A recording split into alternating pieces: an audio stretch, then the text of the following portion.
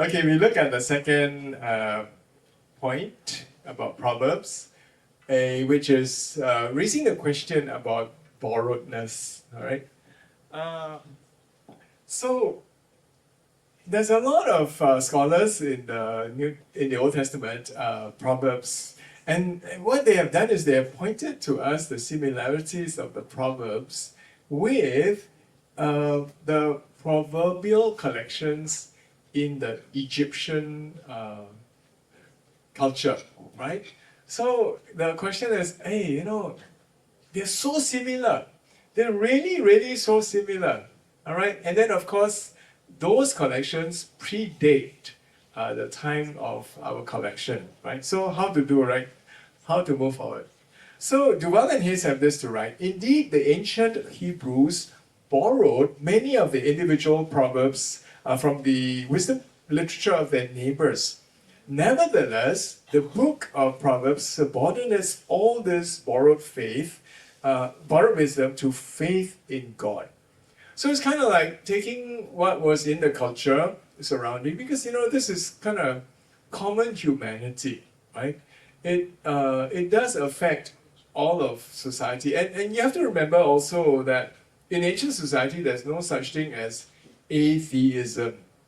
There was no culture in ancient society had atheism. So there was some form of theism that was always involved, right? And so they had their form of theism, but within Israelite culture they had Yahwism, which is the worship of Yahweh, right?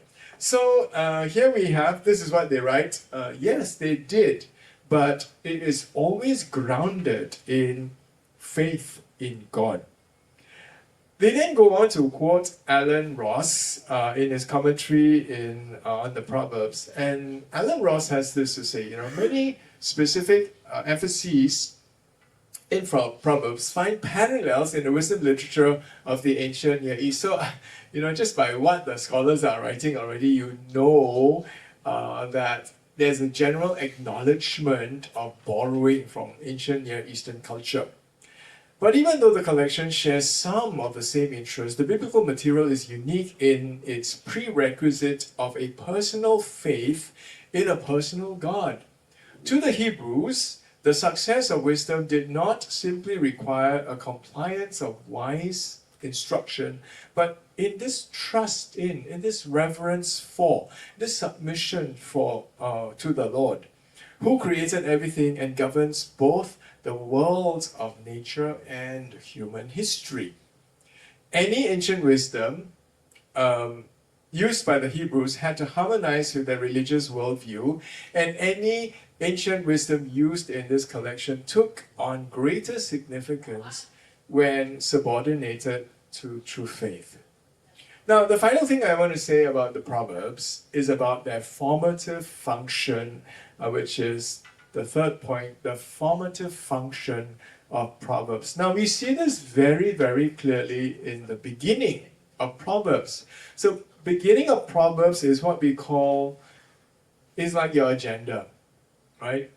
Before you start your meeting, you have your agenda. So let's just read the agenda. It's a bit like Psalm chapter 1 and 2, which if you read together, it's like the agenda. Like I said, Psalm 1 is very much the gatekeeper psalm. Before you enter to worship, please read the terms of the terms of reference, right? The T and C, the terms and conditions, right? So in the same way, as we approach the whole corpus of the book of Proverbs, it does tell you, hey, before you start, let's read what it's all about, right? This is what it's all about. So very clearly, it tells us the Proverbs of Solomon, the son of David, the king of Israel, for what purpose? For gaining wisdom and instruction, for understanding words of insight, for receiving instruction in prudent behavior, doing what is right and just and fair, for giving prudence to those who are simple, knowledge and discretion to the young. Let the wise listen and add to their learning, and let the discerning get guidance for understanding proverbs and riddles and parables and sayings and riddles of the wise. And then it goes on to conclude, The fear of the wisdom is the beginning of knowledge, but fools despise wisdom and instruction. The question is formation work just for the young? Is formation work just for the young? Well, verse 4 does mention the young, but verse 5 also talks about the wise adding, right, to their learning and discerning, and the discerning getting guidance. Now, I think this is saying, what it's saying is that formation begins with the young. But in the spirit of the AACs and AIC in Singapore, integrated agency, what's that? Agency for Integrated Care, right? Active learning, lifelong learning, right? Active aging and lifelong learning. That's very, very important. So that whole spirit of lifelong commitment to wisdom, where it's something that you never lose or you never want to stop being, because this is supposed to be the DNA, the part of the DNA and the gene pool of the people of God. Right, so we need to develop, fortunately it's not something that is passed genetically, it's something that you have to cultivate and to build in each person, right? Nonetheless, so I'm saying, it applies to the young and the old, and the aging, and the moving on. Nonetheless, it is important for us to see that the first 9 chapters include instructions from a father or a mother to a son. So they often say that, if you want to read the book of Proverbs, the first collection is chapter 1 to 9. Right? So that's the first collection. And if you read just the emphasis in 1 to 9 alone, you will hear a father speaking to a son. A father addressing a son, right? My son, hear my son, right? And then we move on. It continues, my son. Moving on some more, so my son, so it goes on and on, right? So, but Proverbs, if you read at Proverbs chapter 7, verses 1 to 3, my son, keep my words and treasure up my commandments with you. Keep my commandments and live. Keep my teaching as the apple of your eye. This is where the poetry comes in. Right? This is where the poetry comes in. The apple of your eye, bind them on your fingers and write them on the tablet of your hearts. Now, is there a tablet in your heart? Anybody got an iPad in your heart? No, obviously not, right? But these are clay tablets, right? Because clay would be soft material enough for you to use your stylus to write something on, right? And this is metaphorical language, it's poetic language, all right? So there are tablets on your heart, the metaphorical tablets, but it's meant to be, okay, so oral, there's a difference between orality, and what is written. And you have to remember that within a culture that is largely oral, where it is expensive to have written material, so written material was always, it's either papyrus or skin or, tablets in this case. But it's not as convenient to have tablets because it takes work to write down, And so I think part of it is also saying take the effort, because words come in and they go in one ear and they need to work their way down and maybe to be kept inside, but they're often fleeting. But tablets are things that, have got more longevity. And I think really the message is partly, when you're saying writing on the tablet, so don't miss out those details, right? So the apple of the eye is very much an affection, idea of affection.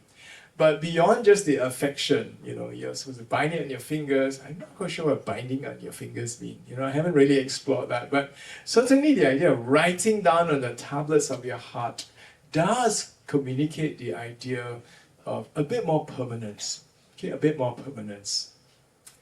But I want you to note that what begins in chapter 1 to 9 with a father's instruction does end with a mother's instruction in the form of the oracle that King Lemuel's mother left him in chapter 31. Right? So, again, it's very powerful. The combination of the father as well as the mother's instructions are very, very important, right? So we can read. I don't think I want to read the whole thing, but the point is that there are instructions from both these, the nurturing agents, which will be in this case the parents, right? Nurturing agents don't have to be parents, right? Because we do have so many different, at least in modern society. How many of you have heard of the term fictive kinship? Right? Fictive kinship. It's not your biological, but there are people around who are there to be your kin, right?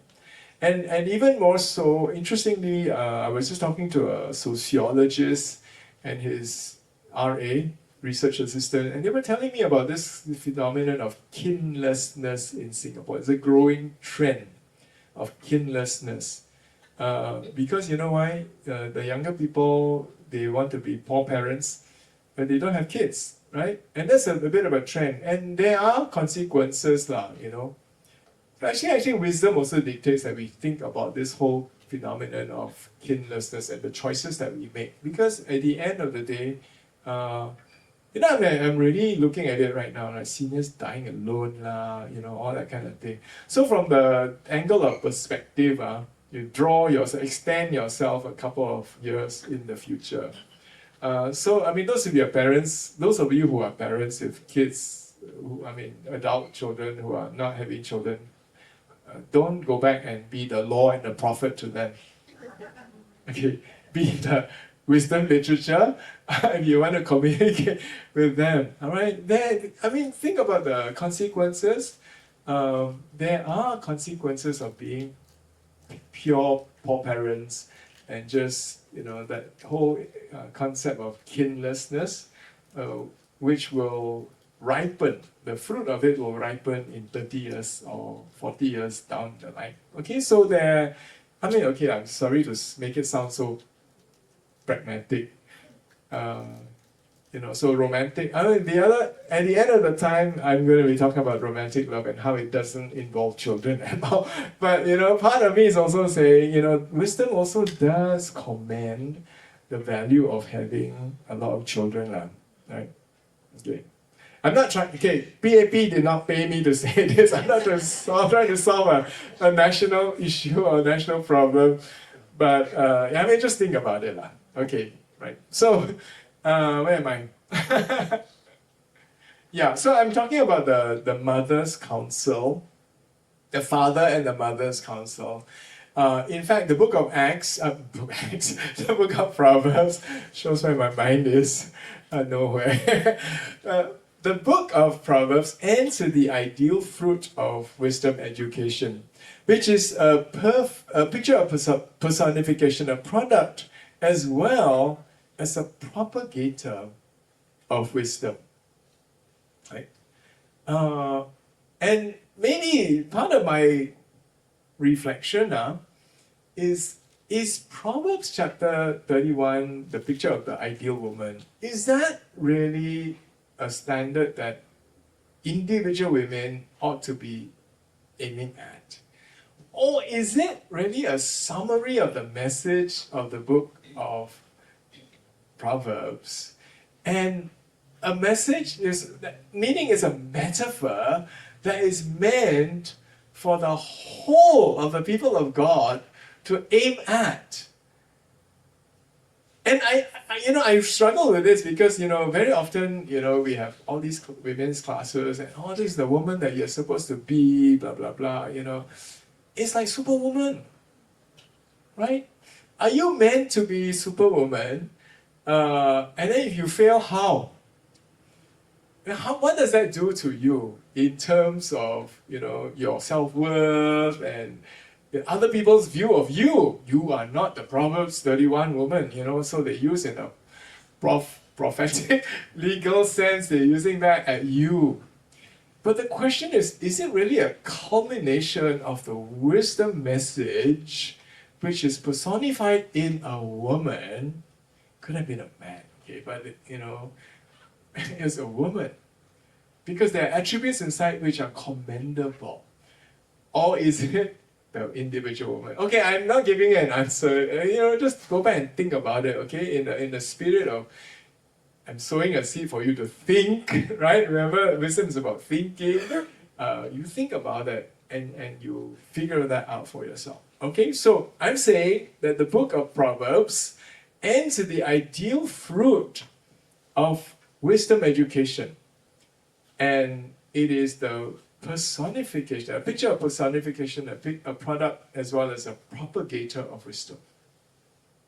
So please note that the book of Proverbs it does have a character formation function. It's about thinking, it's about reflecting, it's about exercising discernment in life, which is really what I'm trying to, the message I'm trying to bring across to this group of interested, people interested to learn. You're here for that purpose, right?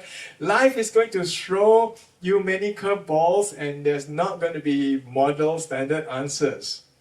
Okay, so I'm going to share with you in my closing part for Proverbs, what my favorite proverb. Actually, because you've been so good, I'll give you 2 for the price of 1. All right. And so my favorite proverb is this one, which is actually 2. They're meant to be held together in tension, right? So one proverb says, answer not a fool according to his folly, lest you be like him yourself, right? And then the other one, which comes immediately after, is saying diametrically opposite to what the first proverb says, right? Answer a fool according to his folly, lest he be wise in his own eyes, right? It's like 2 competing goods, and they're put together. One say you do this, another say you do this, right? And if I do this, I cannot do this, right? So what do you do? This is a thinking problem for you to reflect on, you see? Because it's really saying to you, in some circumstances you will need to do this, in other circumstances you need to do that, right? Think. One of my colleagues from OMF, many, many years ago, Dr. Chuck Low, he's not with us anymore, but Dr. Chuck Low once said something wise to me, which as a young faculty member, this is back in the 90s, right? He said something very interesting to me. He said, you pick your battles and you pick your timing. Right? You pick your battles and you pick your timing. So, there's something wise about this whole idea, right? You don't always have to be a young Turk. You need to be a young Turk in some instances. As I said to you all before, I'm going to be the keynote for the sexual assault conference, and I will be saying something strong, right? But in other cases, I may be a bit more gentle because, there are ways that we do things, depending on the platform. So what I'm saying to you is that you don't always have to be like that lah, right? Sometimes you have to be like that, because if somebody can define you, this person, I can tell exactly what the person is going to do because you're so predictable, right? Next step, I can, if you do an analysis of a conversation, I can predict exactly what you will say and you will say it, right? But not for me, sorry. One day I may say this, another day I may say something, because I'm not that predictable. And I think that's the call for us to be like the Kung Fu master. I think I may have used this analogy. If you are a Kung Fu master, you know 10 steps, the 10 different strokes, right? You can fight the person who comes to you with that person's style.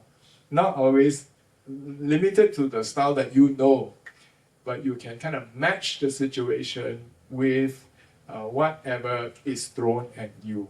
Okay, so that's about wisdom. That's about knowing life in its entirety and knowing how to respond to life's contingencies and whatever is thrown at you. Okay, so this is a good reminder to us that Proverbs are not meant to be used woodenly, right? Not meant to be used woodenly.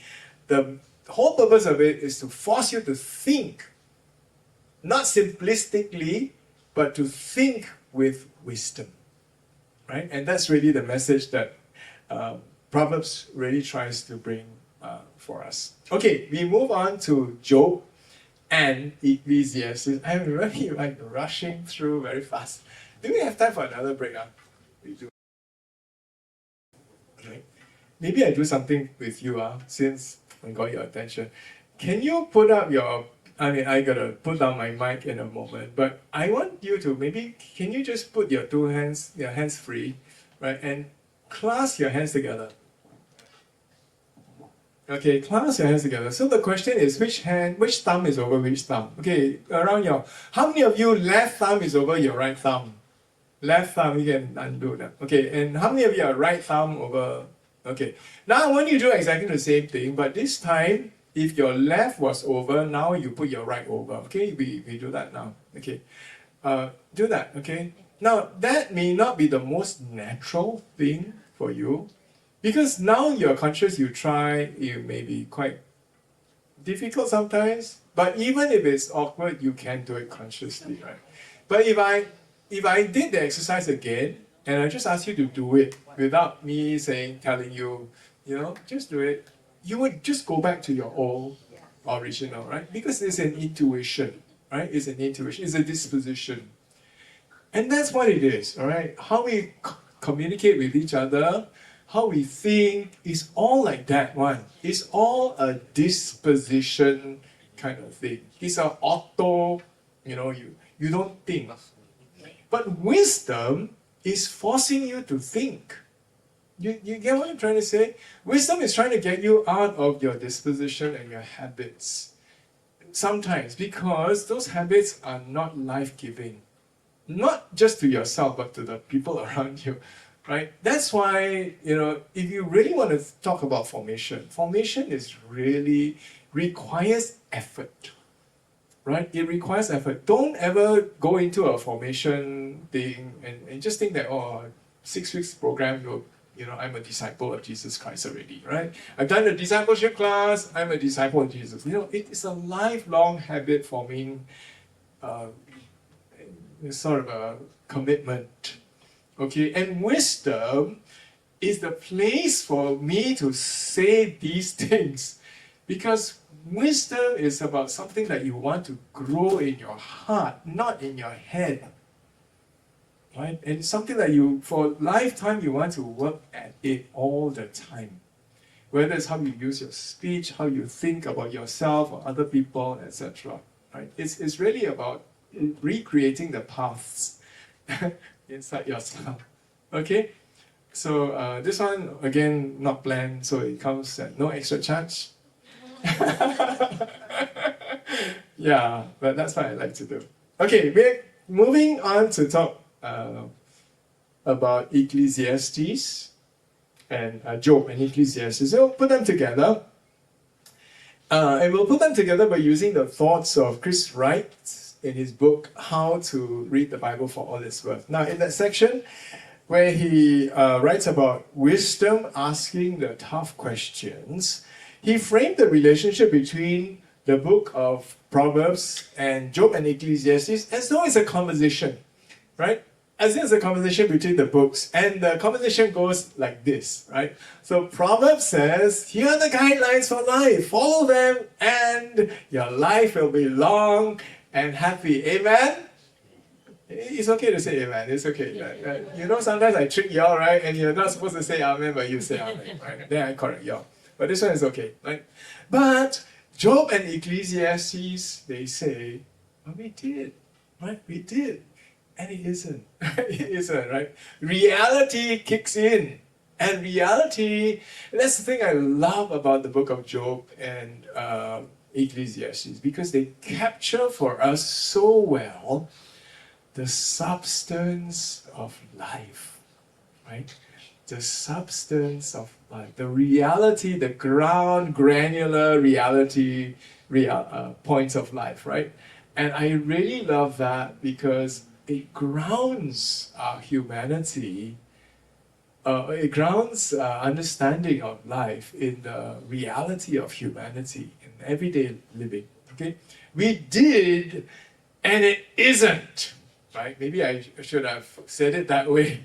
Right? Because I'm the first time I kind of sign of like you're just resigned. But it's not just resignation that is captured in those books. It's anger, right? It's pure, scathing, red hot anger that we must feel.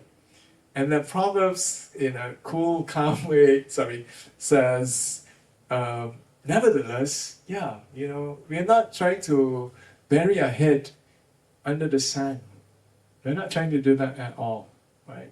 Nevertheless, we still live in God's world, and we live in God's world, and even in the midst of suffering and in frustration, it will always be better to follow God's instruction, even if life is tough and life is unfair. Okay.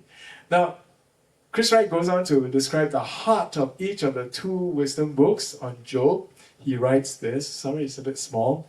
The book of Job wrestles with the problem of suffering of good people who don't deserve it.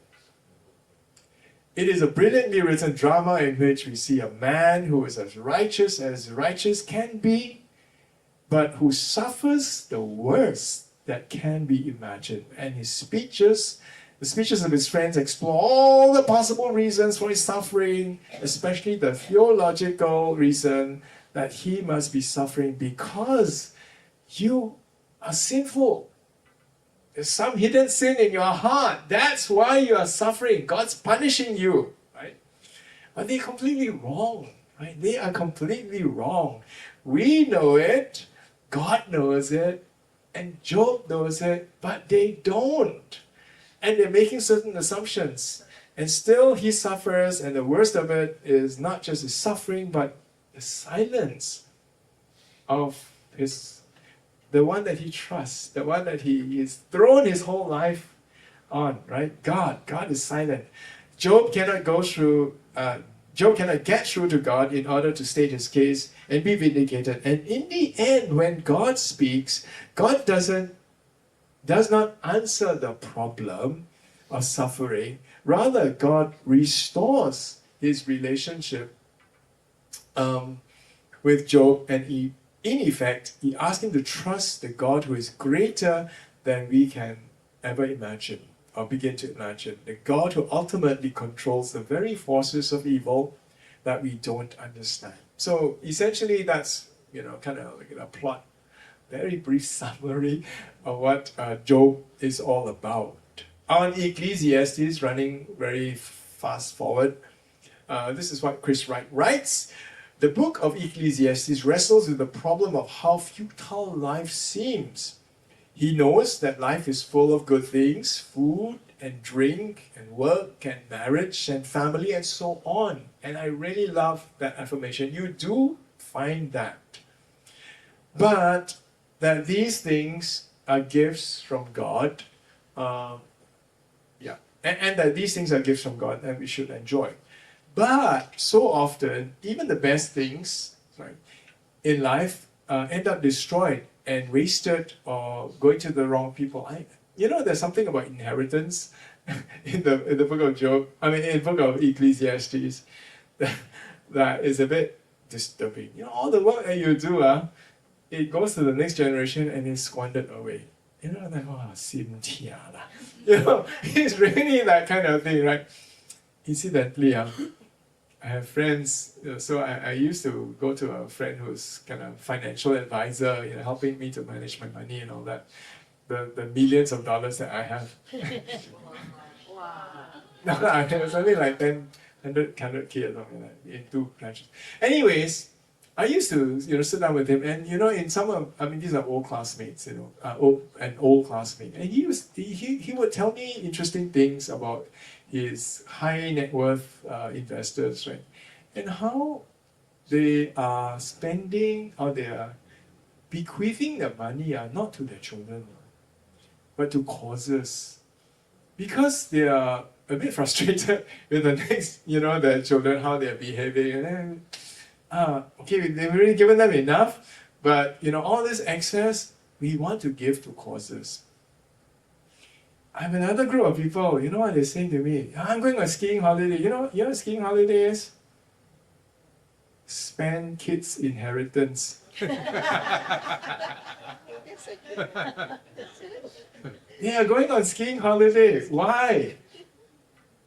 Because they don't see a lot of future in giving the money to the next generation, their family members.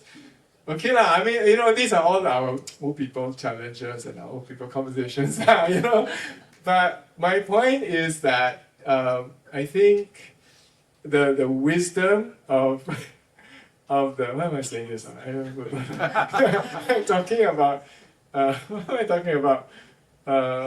Food, drink, family. Oh yeah, food, drink, and family, right? Yeah. And exceptions to that, right? What am I reading? I'm a bit lost. Best things in life going to the wrong Okay, people. I was reading at the middle. Okay, yeah. Best things in life going to the wrong people, right? Okay. And so let me continue reading the quotation. And in the end, death seems to make it all pointless anyway. He knows it is better to be wise than to be a fool. But when you're dead, what does it matter? Right? A dead man is just as dead as a dead fool, and both as dead as a dead dog, right? So when you think about the logic of it, actually, yeah, actually very interesting, right? So I mean, the fact that it's got that kind of language is really thought-provoking, right? Somebody in that time already was thinking about all these life issues in such an interesting way, in such a, again, this is where the poetry comes in, such a beautifully poetic manner, okay? So what is the difference in the end? It is so meaningless, it's frustrating, it is pointless, and that's what in Hebrew is that term hevel, which is the pointlessness, the today is here, is gone tomorrow, right? Just like dew, which is here, but it is gone. Before you know it, when the sun comes up, the dew is gone already, right? No evidence of it. So, pointless. So Ecclesiastes faces up to harsh realities. He knows some of the truth about God, and he goes on trusting in God. But he is simply baffled and grieved and depressed by what happens in our world. Aren't we all sometimes? That's a good question to be asking, right? I think Ecclesiastes speaks out what many people think and they feel and they ask, but maybe we don't ask and we don't, articulate it. So this is a really lovely book to study because it speaks out for us the questions that are on our hearts. And I think that's really important. Okay, so just to sum up, what is the educative function of wisdom literature? I want you to pay attention to what Chris Wright says about this point, and he says these things. What does wisdom literature do for our biblical preaching and our teaching? So those of you who are Bible study leaders, and those of you who are pastors, look at pastor, this is for you. I think God has put these books in the Bible for the same kind of reason as for the Psalms of Lament. They give us permission to ask hard questions, face up to appalling problems and suffering, wrestle with the problems or the things that trouble us, and sometimes even complain and protest about things that just aren't the way they're supposed to be. But like the Psalms, the wisdom literature does all this from a position of humble faith and trust. And that is the clue for our preaching and our teaching. I think that he thinks, right? We must stay humble and not try to know everything or pretend that we do. And he begins to talk about two kinds of dangers. And I think this happens in our Bible study groups also. But he's here pointing at two types of preachers, right?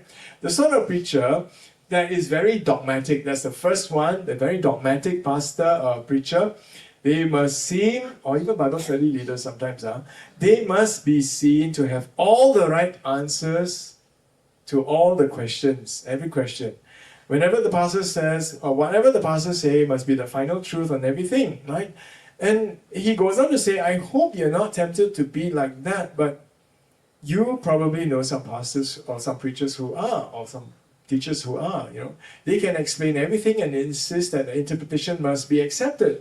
The trouble is that's exactly what the friends of Job were like. They had all the right answers, they thought, but they were completely wrong. And I like that next phrase. They were pastorally cruel.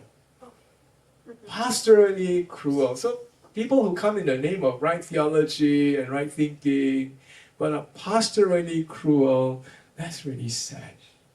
Okay, and I'm sure in our lifetime, I certainly have, we have met people like that. But at the end of the day, it's something that we should try to avoid being. Right? Those of us who, are trained pastor, I mean, I'm not a trained pastor, but, when you go through theological school, there are pastoral ministry courses that remind us that we are pastors and we are there to care for people, not to throw the book at them in a way which is unhelpful. And the other side of it, on the other hand, there are preachers who are very naive and they can preach as if everything will turn out exactly as the Bible says, like being too triumphalistic, and the Bible says like that, you must, just trust in the Lord. This is going to be your final outcome, right? But it doesn't happen like way. They're making glowing promises and unrealistic expectations, and they ignore the Bible that says that life doesn't work that way, right? And I know some Christians. I mean, in my very first year in Singapore Bible College, I had a pastoral care group member who, just into 6 months into my being in school and his being in school, he was a first year, I was a first year. And he came from a Pentecostal background and he had a cancer relapse. And even on the few days before he passed away, he was skin and bones. I visited with him, right? He was still believing that God was going to heal him, right? So, sometimes there is no applied wisdom involved. He was just a chong, whatever it says, I want to believe God's going to heal me. But there are other considerations. See, earlier on we were talking about data points. I was just talking with, is that Angie, right? Yeah. Yeah, we were just talking about, conflict resolution. Somebody comes here, a very strong view, another one, and then they're fighting. But very often people in conflict, they only have got limited data that they're working with, right? Data sets.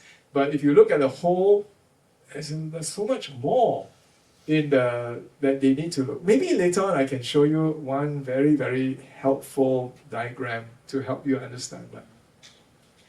And we're so confident we are right, but sometimes the question is, how do we wisely bring across the different data sets so that people can soften up and not be not so insistent that I'm right.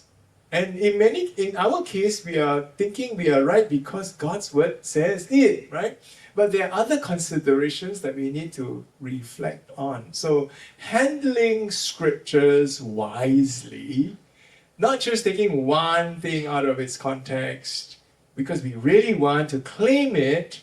I think there's more to it, to biblical interpretation than just grabbing something from the Bible and claim that it's going to happen because it's what it says. All right, so I think there's something about it. So wisdom, or surely wisdom, the wisdom literature anyways, encourages us to be humble in our preaching and our teaching and in how we conduct our lives anyways, right? So it's not just over the pulpit, it's really maybe even in our professions as we try to live Christianly in the marketplace, right? It's no different, because how you act with your family members, how you act with your colleagues, is a function of what you truly believe.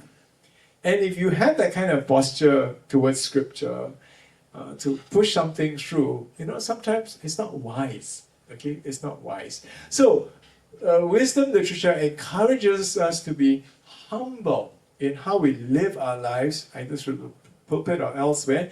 There are times when we just have to say, I don't know the answer to this problem. I do not know why these things have happened. Am I in the right page? I do not know that. Okay, so there are times when we have to say, I don't know the answer to all this problem. I do not know why these things have happened. I do not know why God allows these things, which are so contrary to all that we know about God, about Him. And there are people in the Bible who did not know the answers also, right? But they ask the questions and they struggle and they wrestle with their pain and sometimes in their anger. And God allows us to do that, to feel that way and to say those things. It's okay not to be okay. God even gives us examples of people doing that, which we find in the Lament Psalms, and we find also in books like Jeremiah and Job and Ecclesiastes, so that we can make their words our words. So I really like that because, just like hymns and poetry sometimes say things that we have inside, right? That we find it so hard to say, but this is a lovely song and the lyrics just speak directly to my heart. They are just saying exactly how I feel. It's exactly the same thing happening because these parts of scripture, I'm being intentional to say that these parts of scriptures, not every part in scripture, but these parts of scriptures really help us to say the things that are hidden deep inside, right? So that we can make their words our words. So, but let's hold on to God even in our struggles as they did, and let us go on trusting Him even when we don't understand. And again, there's a reminder that the fear of the Lord is the beginning of our wisdom. Okay, our wisdom. Okay, I've got maybe a few more things to say about the Song of Songs. So I'm going to finish on a romantic note today, which is a great thing, right? Right. So the Song of Songs, you'll need a 1 minute stretch break. Just stretch 1 minute, Ken? Just stretch 1 minute. I think you all stand up 1 time, 2 times, 3 times, and then sit down, okay? You're not allowed to move more than 2 feet away from, you only got 2 feet circumference. Okay. What's that? Body balance exercise. Okay, but that will take more than 2 minutes. Okay, thank you. Let's get back. Okay, I think these stretch breaks sometimes can be quite helpful, right? Yeah. Okay, we end with the Song of Songs, and Song of Songs is a great book. I have something to say about the Song of Songs, so let me just rush through. Right. Now, the Song of Songs is perhaps one of the most shocking books in the Bible. Why? Because it speaks openly and joyfully. Openly and joyfully. You ever heard of the combination? Right? It speaks openly, not shyly, and joyfully, not awkwardly and not angrily. Alright? So it speaks openly and joyfully of human sexuality. And it could be called an R-rated book because of the sexually explicit passages. I mean, if you read between the lines, actually it's very, very super sexual. Okay? It is in essence a collection of love poems between a young man and a young woman. Now, you also have to remember that, marriage in the ancient times was not between Akong and Ama at 60. Okay, this is young romantic love, and young romantic love is very different from old romantic love, right? how you love your spouse. Yeah, I'm looking at most of y'all here are quite young, quite old. Older lah, a bit older lah. Not, I mean, most, I say most, okay. I didn't say everybody, right? So most of you, at this stage, the love you have for your spouse is very different when the first time you met your first girlfriend. Right? It's very true, right? Because now you're hot-blooded, you have the kind of feelings. We're talking about that kind of era. Because right now, who is he writing to? I mean, marriage in the case of the ancient Near Eastern world was not, like I said, by the time you're 40 years old. Okay, I read one interesting archaeological article about lifespan of God's people. And so based on some of the material archaeological sites, in spite of what Moses said about, what's the lifespan of humans in Moses' words? About 70, 80 years old, right? Some 90, right?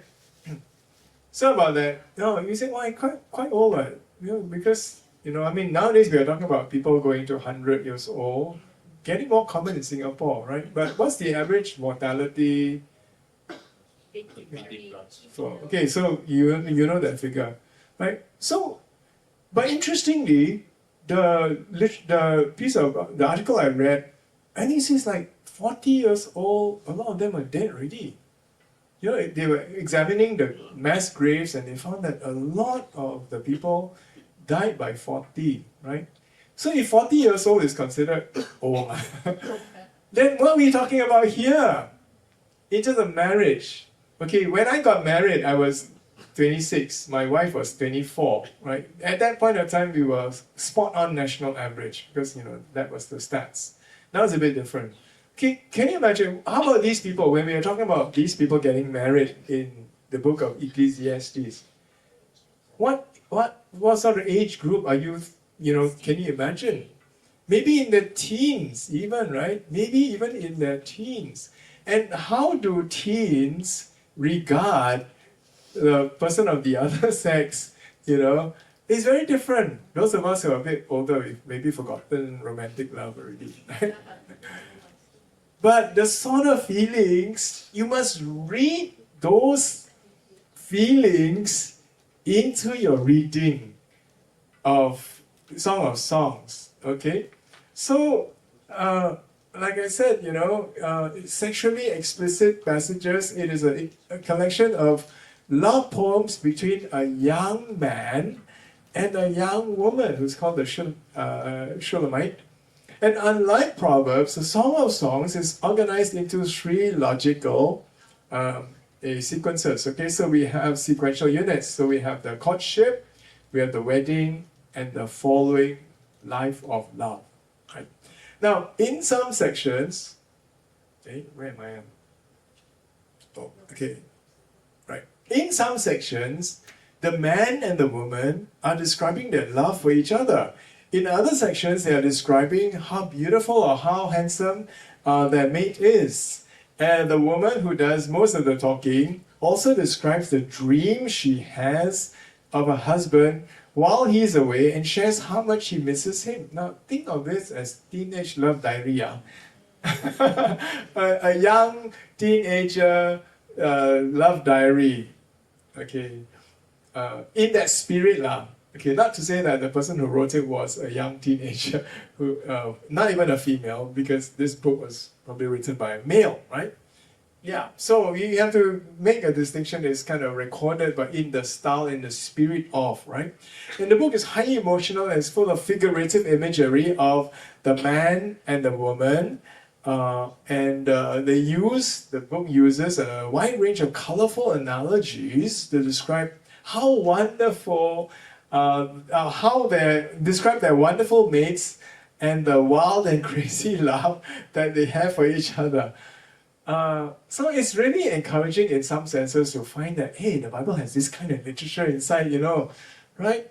And please note that Duval and Hayes understand the Song of Songs very much in line with present-day biblical scholarship. I see this because of something I'll mention in a moment. Okay, because very, very much in a lot of our church history interpretations of this particular book, the church has settled for an allegorical reading of the text, viewing this as the love between Christ and the church. Right? It's an allegorical, spiritualizing approach to the text. So anything that is the man is supposed to be what? The woman is supposed to be what? Right? So the woman is supposed to be, it's the love between the bride of Christ and Christ himself. Right? So you spiritualize the whole thing, and it becomes something very different. The messaging is very, very different. You see, this approach was very influenced in part by, no denying. The motivation behind it is because there's a deep love for Christ and a deep love for the church. So the early church fathers had that deep love for Christ and deep love for church, and hence they interpreted the scriptures this way. But I think also the prudishness of the Victorian age, the Victorian era, where there was this very strong fear and discomfort about sex, and sexual love, so within the later church, there was this problem also. Okay, so there's motivation by love as well as motivation by fear leads us very much to this allegorical approach to understanding Song of Songs as kind of imagery language, okay, to represent something different, not the actual love of humans, male and female. Now, even if you have ever read this book by Hudson Taylor, Union and Communion, he's really talking about the church. So Song of Songs is really about the church and Christ. Today, however, we note that most scholars have moved away from this spiritualizing interpretation. Instead, they are trying to recover the Bible's intention, which is celebrating human intimacy and sexual love. Now, this is part of what it means to be authentically human. Not to deny our sexuality, not to deny love between male and female, to be able to express deep and intimate sexual words of love, feelings of love, actions of love. Now, I tell you why it is important to try to recover this. It's because we live in a very highly sexualized world. We really, really live in a highly sexualized world where liberal views shape sex education, it shapes sex counseling. Christians and Jews lack these relevant scriptures to address matters of sexuality. And they will lack that if the Song of Songs is viewed solely as allegorical love of Christ and love of church. Okay? Sure, you can do it that way, but you know what? You're missing out a big part of what Scripture is trying to say, speak into our human condition. Now, please note that the Song of Songs is not about celebrating, okay, listen to my words, it's not about celebrating pansexual love. It's not about celebrating polyamorous love. It's not about celebrating homosexual love. Okay, now I use all these terms because in the history of human sexuality, all these terms are real. They have been practices. So what's pansexual?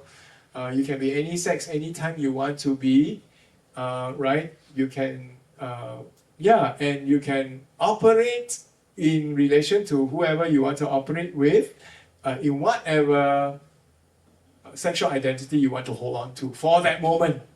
So you can swap. Today you can be like that, tomorrow you can be like that. It's free choice, right? So there is that kind of option, and it's it's not new to now. Right? It's not as though in the history of the world, only in the 21st century it started happening. No, not at all. Okay, it's been happening around all this time. Secondly, it's not polyamorous, right? Where you like 5 people jump into the bed. You know, this whole idea of swinger, have you heard of swinger culture? Where you have, we can exchange our wives, we can just, you can have two in one, that kind of 2 and 1, that kind of thing, and you can throw an animal if you want to, that kind of thing. And these things happen in Singapore. I mean, I do know people who are like that, right? That's part of what they truly believe, right? Which really makes the whole question of faithful homosexual relationships something even tame, right? Right, in terms of how the church, the traditional evangelical church, relates to people with those sexual orientations. So the Bible is not celebrating any of that at all, right? The context of it, in the context of Israelite practice before God, right? Remember, the wisdom literature all subjects itself completely to the God and God's plan for humanity, right? So I find it really interesting because what it's really trying to do is celebrate the love between man and woman in a marriage relationship. Now, because some of you may say to me, people don't get married anymore, but they have long-term committed relationship. Now, I'm not going to go that direction because it's a big conversation in itself. And then you can also say, but many cultures in the world, they always practice, they have always been faithful. And sometimes in some families, they have more than one spouse because, and even in Singapore, we used to have that also, right? But some of the reasons behind is because they were taking the lady out of a situation where if she was not married into the family, she would live a terrible life, because as a single woman, she would be very unprotected. She would be very vulnerable. So in that sense, it was an act of protection that was offered to the woman. So that, in this, we have more than one wife in this family, but they're all taken care of. So, there are all these different exceptions that we can talk about, but, in the context of what I'm trying to say, that the Bible celebrates love between one man and one woman in a marriage relationship. I'm being very super ultra traditional, and that's really my own personal position anyways. Okay, and I don't make any apologies for that. Okay, so how about children? Okay, how about children? So I'm going to end with this, and I know I said earlier on that wisdom, you think about it, maybe it does. There's some wisdom in having children, and more children is also good. Singapore government was so successful in the 2 is enough campaign, right? So overly successful that they reduced our total fertility rate to below reproduction rate. Yeah, right. So anyways, how about children, right? So Duval and Hayes say, and this is an interesting observation about Song of Songs, that the prospect of children, even though it is very important in ancient Near Eastern and certainly in Israelite society, does not feature at all. Right? It doesn't feature at all in the literature that we're talking about, the Song of Songs. Now, it could be an argument from silence, meaning it's assumed already, it's already assumed. But the emphasis on, you love and you have romantic love because you want to have many children. The more romantic, the more children. That's not the argument. Okay, that's really not the argument. It just says, love each other, right? Love each other. So, let me just read what Duval has said, and then we can end after that. Okay, they are the pastors who say lastly, and they last. And there are pastors who say, finally, and they finish. Okay, I'll be the finally and finish one, okay? Okay, so they say that the prospect of children is not necessarily to justify sexual love. Significantly, the Song of Songs, or Song of Solomon, makes no reference to procreation at all. There's no reference at all in the Song of Songs. It must be remembered that the book was written in a world where high premium was placed on offspring, and a woman's worth was often measured in terms of the number of her children, particularly male children, right? Asian culture very similar. Sex is often seen with reference to procreation, and yet there is no trace of it which is found over here. The Song of Songs is a song in praise of love, for love's sake. Love for love's sake. And love for love's sake alone. This relationship needs no justification beyond itself. Now, so for your homework, I won't ask you to do homework here, but I'll ask you to do homework at home. Right? Those of you who are in relationship, maybe this is young. Not many of you because you're mostly older. But this is something that I say to my students at SBC and anywhere else I have a chance now. Okay. In a relationship situation, I always say to my young students, never lose affection for your spouse. Okay. If I can draw a lesson from the Song of Songs to the older ones amongst us also, but like I said, your habits, you start early. Right? You start early. Never lose affection for your spouses. How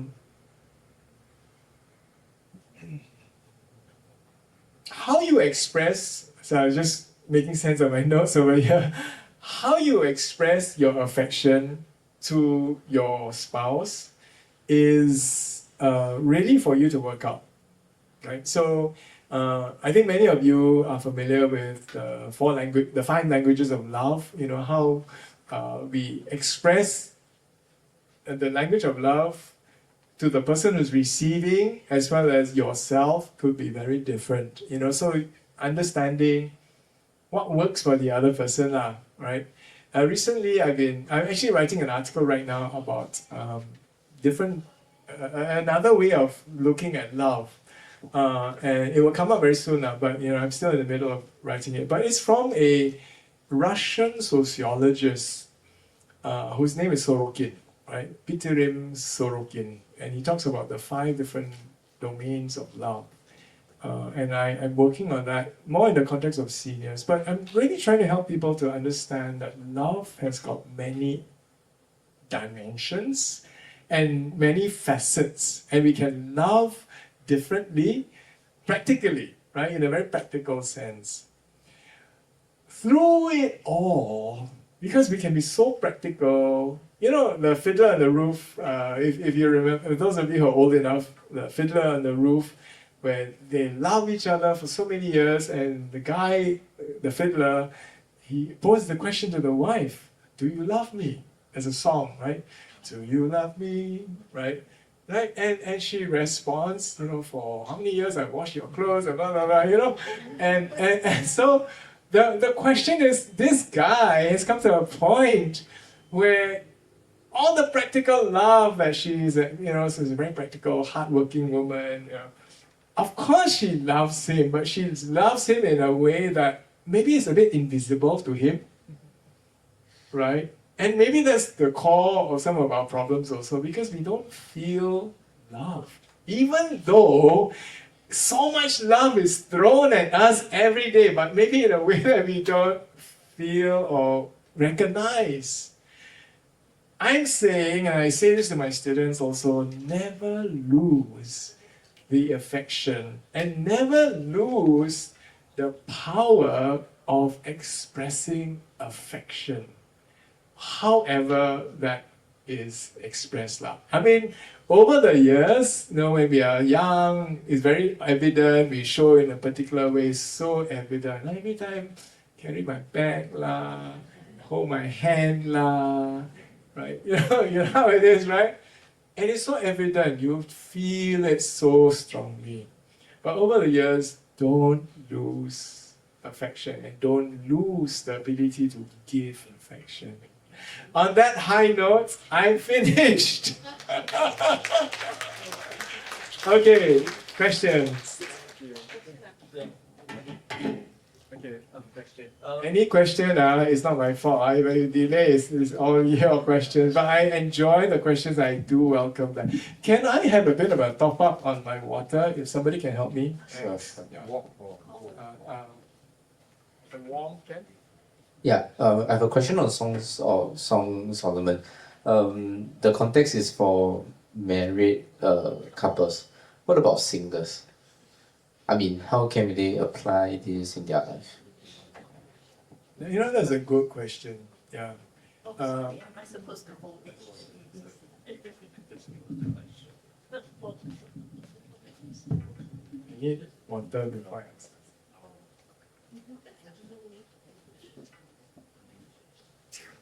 Before you go back and sit down,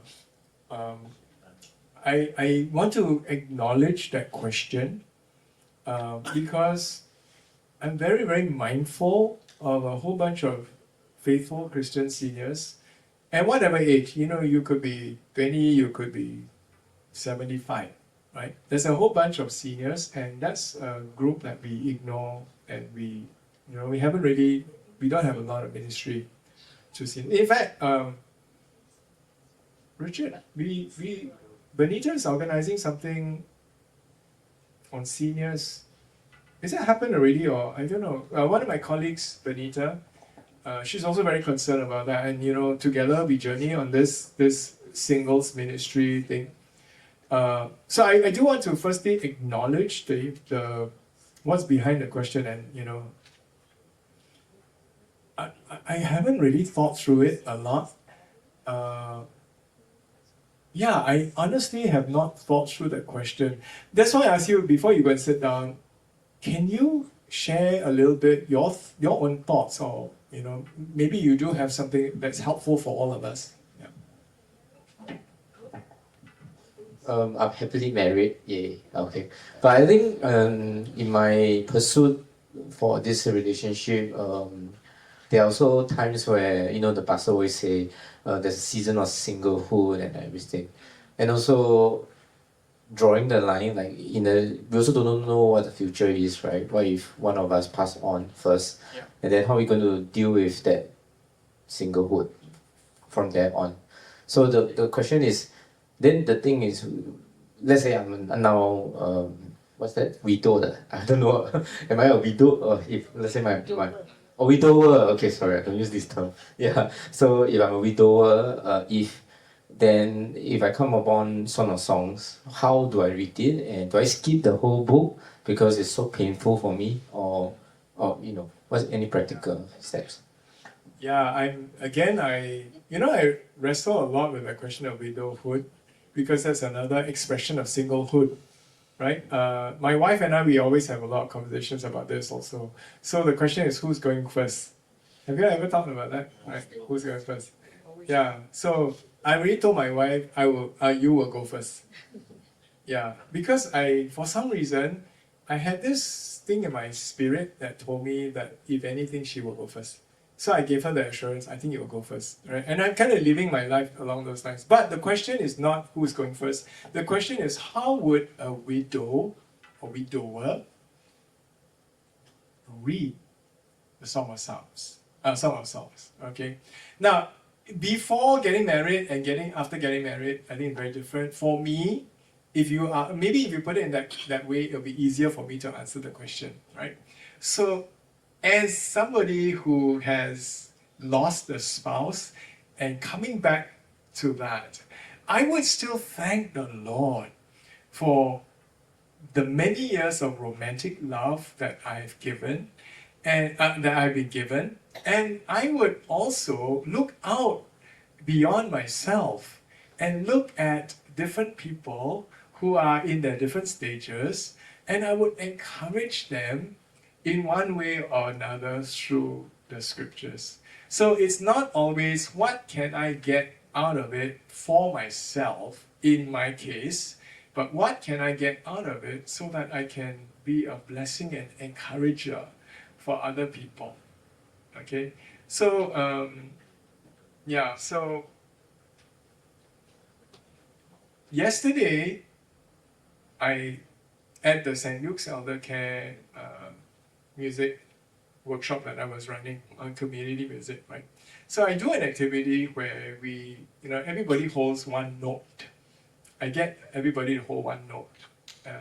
And we play a song, it's like Do, Re, Mi, Fa, Sol, La, Ti, Do. We're using bells or, like handbells, right? So I led groups where, there's a Do group, there's a Re group, there's a Mi, so very few. So what I do is I point at the group. So for example, we are playing Twinkle, Twinkle, Little Stars, right? Twinkle, twinkle, little star, right? So I do that. And interestingly, in some songs you don't have all the 8 notes, right? And I still remember there was one session when I led, and I knew this was going to happen, right? I led this song, Twinkle, Twinkle, then there was part of it, the one group, because the note was not found for that particular song, they guak guak jiao lah, No, they were saying, hey, we left out, Actually, I purposely did it that way because that whole idea of exclusion was part of the message that I was trying to bring across by doing this activity. There's only one song I know that has got all the notes. And it's very hard to find single octave songs that have all the notes. And this is the Chariots of Fire. That one has got all the notes. Very, very nice, right? But you know what I said to that group? I said that, not every song has every note. But when you play enough songs, you will find your note in that song, right? And what I'm trying to say is that we don't have to feel that we need to be in this every song lah, right? We don't have to be a part of everything. Not everything needs to be applicable to me, right? But there are going to be times where either you switch roles or your note is very significant in that song, right? So in the larger balance of things, how we live life, how life happens, we can be chill lah, in some instances, and in some instances when you are called to be a bit more active and you're called your needs are met or your interests are focused or your help is valued, right? Then okay lah, but you don't have to be involved in everything, right? So that's really, in the context of your question about singlehood, maybe there are other passages in the scriptures that are more relevant than in this case lah. Okay, so yes. What that you are referring to by Benita, Yeah. that talk will be on this coming Monday. Coming Monday, yeah. Is it open? Is it open to all, or is it a closed door one? It says here for SPCA only, but Okay. if you're interested, you're welcome to come. And the title is Single but Complete. 10 a.m. to 11:30 SPC. Yeah. If you want to come, it's okay. You sign up for SBC. No, but seriously, I was trying to acknowledge first of all that singlehood and sexuality is something that is a conversation that needs to be talked about. And I'm glad, even as a single person, as a married person, you are raising it, right? I think that's important. Okay, are there any other questions? Yeah. One behind. Yeah, I find, because when we are studying the book of wisdom, Proverbs, Ecclesiastes, and then we have this songs of songs, and all these 4 books on the wisdom. Why is that Psalms? Because Psalms cover all these 4, right? In the sense that what I meant is that Psalms also contains wisdom, like Proverbs 1 and Proverbs 37. Then you have David's experience, in life experience, as you mentioned, that develops into wisdom as well to the life. So why is Psalm not classified as one of the book of wisdom? Yeah, okay, I'm glad you raised that question. There was something I said at the beginning in one of the quotations as I was reading. I think it's right at the beginning, right? Where Duval and Hayes did say, was it Duval and Hayes, maybe one of the other authors, they did mention that wisdom is not only found in the wisdom books. So wisdom books is a convenient label to put, it's like an umbrella term, because what we're trying to do is we're trying to divide the different books in the Bible into genres, right? This is what this course is all about, Old Testament genres. And traditionally, the 4 books have been put under the wisdom genre, okay? But the point is, and I think this is what was said earlier on, that it doesn't mean that all the wisdom or anything that is related to wisdom in the Bible is only found in the wisdom corpus of the 4 books. Because did you know that the book of Ruth is also considered wisdom literature? Did you know that? And it's narrative. So wisdom comes to us in a form of narrative also, and absolutely correct. There are psalms in the book of Psalms that are called the wisdom psalms, because they are celebrating wisdom, right? So yeah, it's a question of division and how you how you order your how you name your pie, how you order your pie, you cut your pie, right? Yeah. It's like GRC, you can name it differently. Yeah, okay, there's a follow-up. So in the New Testament book of wisdom, apart from James, is there any other books? There are many wisdom sayings in the Gospels, but I think James is largely the most commonly referred to. Yeah. I mean, parables are, Jesus speaks in parables, and you need to think a little bit about what he's saying, because otherwise you'll come to the wrong conclusion. Yeah. Thank you for that. That was very helpful. Yes. And notice just now when you asked me that question, my answer was I don't know. And then I allowed you to, and then that kind of fueled more conversation. So really is in the spirit of what wisdom is trying to say to us. You don't always have to know, right? Yeah, Tai Chi a bit, it's okay. Okay, is there time for another question or is there another question?